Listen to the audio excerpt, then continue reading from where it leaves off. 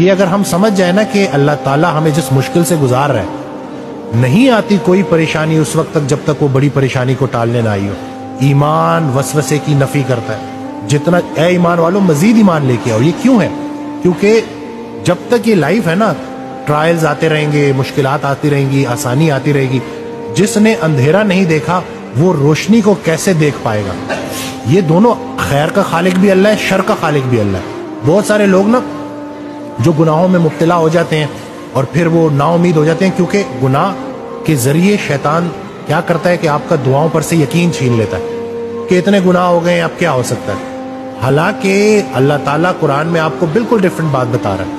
وہ تو یہ تک کہہ رہا ہے کہ میں چاہوں تو تمہاری برائیوں کو نیکیوں میں کنورٹ کر دوں، تو تمہیں کس چیز نے جو ہے پریشان کیا ہوا ہے؟ خیال درست ہو جائے نا، منظر، خیال بدل جائے تو منظر بدل جاتا ہے۔ لیکن لوگوں کا بیٹھنا، لوگوں میں اپنی سنگت کو دیکھنا کہ آپ کن لوگوں میں بیٹھ رہے ہو، کوئی ایک انسان اللہ کے حوالے سے منتخب کر لو اور اس کی بات ماننا شروع کر دو۔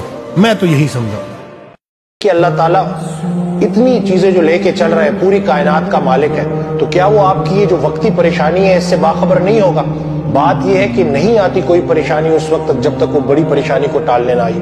انسان جو ہے نا صبر نہیں کرتا، صبر کرنا بھول جاتا ہے اور گلے کی طرف آ جاتا ہے، اور پھر جس کے ساتھ بھی بیٹھتا ہے تو ایک گلے شکوے کر رہا ہوتا ہے، جیسے اس کی لائف میں کچھ بھی اچھا نہیں ہے۔ تو سوچے ذرا تسلی سے، تنہائی میں بیٹھیں، دیکھیں کہ یہ جو جتنی بھی پرابلمز ہیں کیا یہ ہمیشہ کی ہیں؟ آپ کا جو مضمون تھا نا، جو ٹاپک تھا، وہ ڈپارچر کا تھا۔ آپ اس دنیا میں کچھ عرصے بعد اس دنیا سے واپس جانے والے، انشاءاللہ کوئی ایک انسان نہیں بچ سکتا۔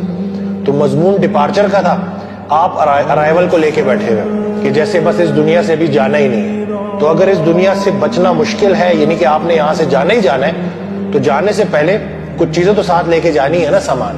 تو وہ کیا ہے؟ کیا وہ ڈھیر ساری دولت ہے جو آپ ساتھ لے کے جائیں گے؟ کیا وہ بڑی بڑی گاڑیاں ہیں جو آپ ساتھ لے کے جائیں گے؟ قرآن پاک میں اللہ تعالیٰ ارشاد فرماتا ہے کہ میں جب ہم ایمان لے آئے، جب ہم نے کلمہ پڑھ لیا، تو اب اللہ نے کہہ دیا ہے کہ میں آزماؤں گا بھوک سے اور خوف سے۔ خطرناک بھوک کون سی ہے کہ خواہش بھی اور پوری بھی نہ ہو رہی ہو۔ خوف کیا ہے کہ جو حاصل شدہ چیزیں ہیں وہ چھن نہ جائے۔ آج آپ دیکھ لیں کہ آرزویں بڑھتی جا رہی ہیں، کمپیریزن بہت زیادہ ہو گیا ہے۔ رسول اللہ صلی اللہ علیہ وسلم کی حدیث ہے کہ جب بھی دیکھو اپنے سے نیچے کو دیکھو، سر اٹھا کے اللہ سے کچھ مانگنے سے پہلے سر جھکا کے وہ ساری نعمتیں گن لو جو اللہ نے پہلے سے دی ہوئی ہیں۔ اینگزائٹی وسوسوں کی، نیگیٹو تھاٹس کی بیماری ہے، یا ماضی کا پچھتاوا یا مستقبل کے اندیشے۔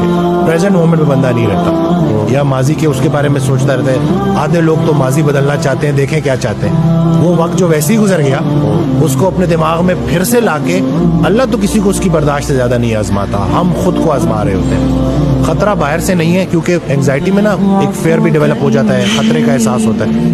خطرہ باہر سے نہیں ہے، خطرہ اندر سے ہے۔